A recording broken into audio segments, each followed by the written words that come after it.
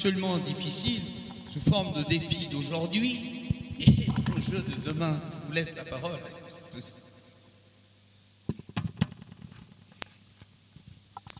Bien, je disais tantôt que c'est déjà une bonne chose qu'il y ait une prise de conscience sur les problèmes actuels, les enjeux, les défis à relever. C'est très bien. Et maintenant, il va falloir adopter les stratégies qui nous permettent de sortir de l'ornière.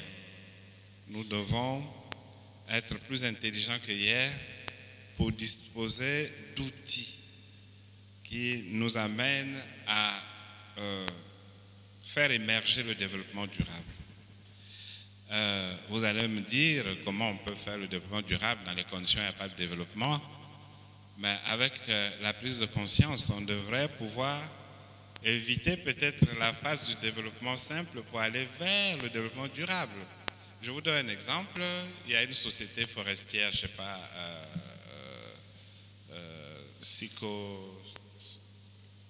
avant ça s'appelait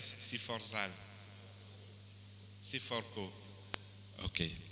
Si la société Siforco qui travaille dans un environnement donné, qui gère bien la forêt de manière à ce qu'elle soit renouvelable, qui utilise des travailleurs, qui crée une activité économique importante, et puis contribue au PNB, au PIB, au PNB comme au PIB, si cette société cesse d'exploiter durablement la forêt, c'est-à-dire qu'elle n'utilise pas les techniques respectueuses de l'environnement, elle va épuiser la ressource. Après, il n'y aura plus de forêt, il faut qu'elle ferme les portes. Pourtant, nous sommes dans une phase de développement là, depuis le début des activités de cette entreprise jusqu'à aujourd'hui, c'est le développement. Mais il ne sera pas durable si nous violons la règle contre la nature.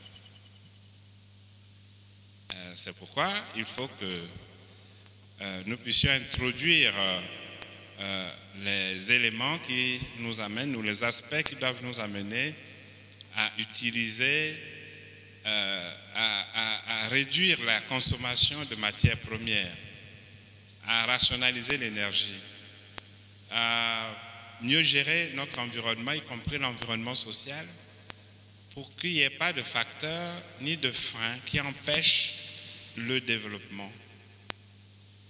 Donc, qui amène le développement à ne pas être durable. J'ai pris donc un exemple concret, mais qu'est-ce qui fait qu'on n'ait pas les conditions du développement? Il faut d'abord en prendre conscience. Et dans une gouvernance partagée, mettre en place les stratégies du nouveau développement. Mettre à contribution les intellectuels, les universitaires, mettre à contribution la société civile, mettre à contribution les capacités nationales, mais aussi internationales, pour nous aider à trouver les solutions aux problèmes qui se posent aujourd'hui et qui se poseront demain. Donc, ne soyons pas fatalistes. Nous devons nous battre. Il faut changer le monde.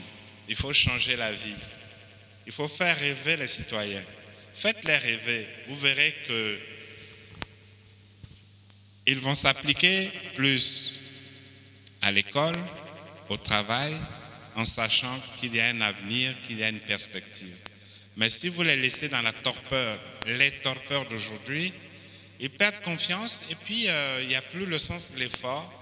On n'envoie plus les enfants se former parce qu'on dit il y a quel emploi? Bon, il faut l'envoyer dans une formation pointue, mais ça sert à quoi? Ça coûte cher, après il va être chômeur. Mais si on sait qu'il aura un emploi parce qu'il y a des perspectives d'emploi, parce qu'on va développer des projets verts, c'est évident que même les hommes d'affaires locaux vont commencer à fonctionner différemment, à chercher des coopérations, des financements adaptés pour élargir l'économie nationale. Nous avons besoin de cela. Je crois également que nous ne nous ne devons compter sur personne d'autre que sur notre propre génération. C'est la génération d'aujourd'hui qui est responsable, qui est comptable des succès et des échecs, des politiques de développement.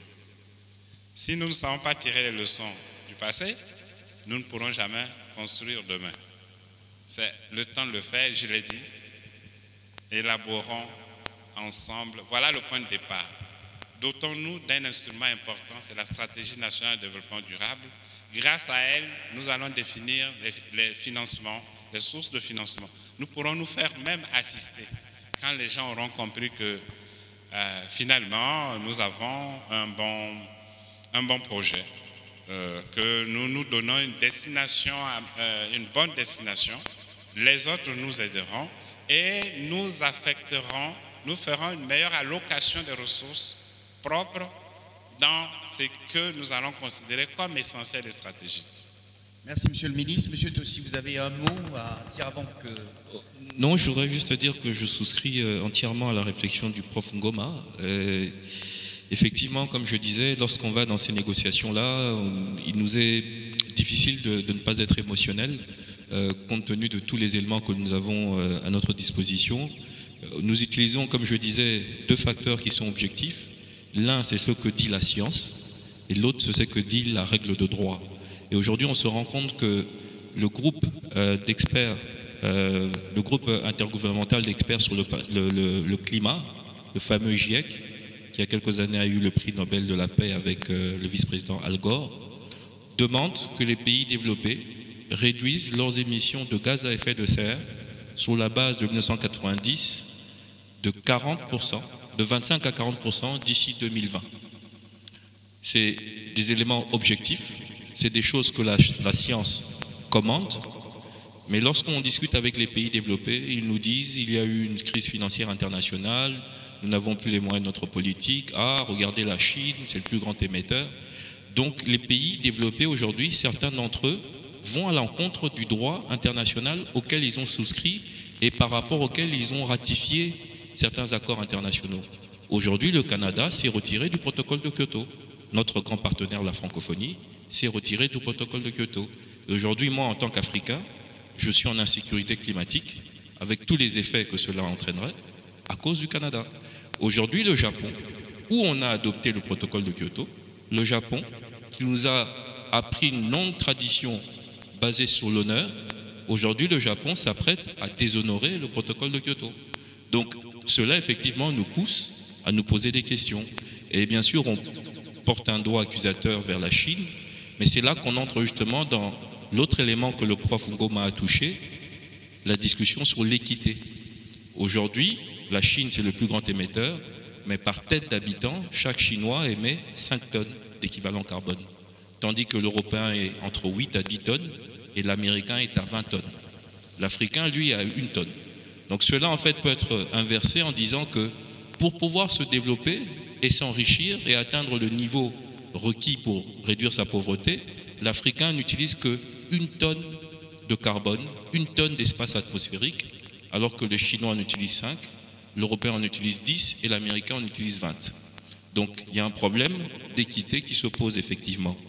Alors, ce que le prof Bieu a dit également a retenu mon attention, c'est vrai qu'au niveau international, il y a une dynamique à laquelle il faut s'adapter et utiliser à son avantage.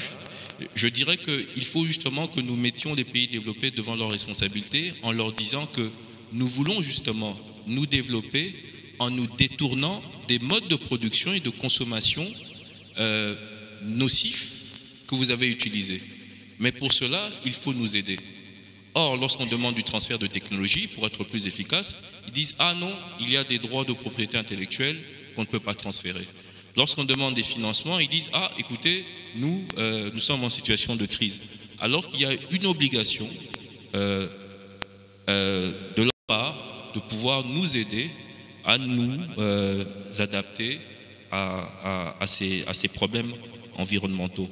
Donc, aujourd'hui, je dirais encore une fois que ce qui est important dans les discussions internationales, c'est l'unité du groupe africain, c'est le bloc commun, le bloc fort que nous formons, Parce qu'aujourd'hui, si la RDC va en solo et élève sa voix dans un forum où il y a 194 partis, et bien la voix de la RDC est diluée. Tandis que lorsque la RDC parle avec la République du Congo et les 52 autres pays africains, et ben c'est une voix qu'on ne peut pas ignorer.